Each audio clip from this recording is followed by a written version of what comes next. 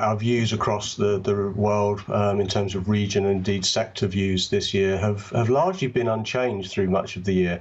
And I think a lot of the ideas around this are trying to focus on quality areas and some of the areas that will be either relatively or in some cases absolutely beneficial from the effects of the COVID pandemic.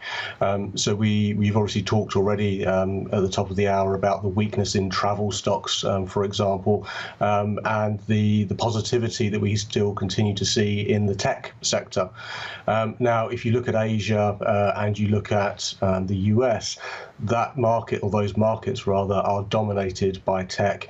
They are higher quality markets, and in a lot of ways they will benefit from the COVID pandemic, even though obviously in the US we are still seeing higher numbers. Whereas if you look at Europe, you look at UK, for example, there's a much greater preponderance of banks in that area.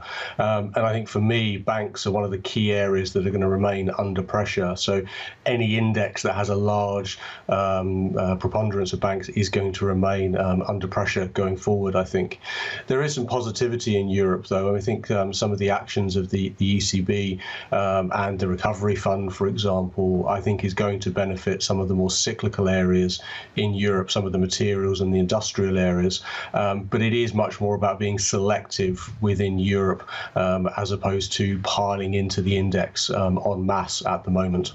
Ben, I just want to double down on the banking sector because it is one of the weaker areas of the markets today. But it did feel as though we were getting much better news with some consolidation taking place in the major lenders in recent weeks. A lot of it was flagged up to market participants.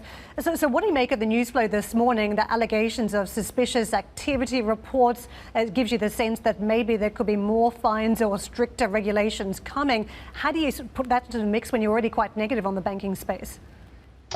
Yeah, look, I mean, I've got no information on that particular news story, but it's just another negative in a long list of negatives, in our view, for the banking sector. That the banks, particularly in Europe, are under pressure from a very flat yield curve and very low interest rates, and that puts a lot of pressure on net interest income. At the same time, what you're seeing is, although some people can borrow at very, very low rates, and that's great for them, the sort of haves do very, very well, the have-nots are struggling to repay some of their debts, and you're seeing banks having to provision more for loan losses. You're seeing that both in Europe and in the US. You're seeing mortgage delinquency rates rising in the US as well. And that, for me, all lines up for being sort of long-term negative on banks.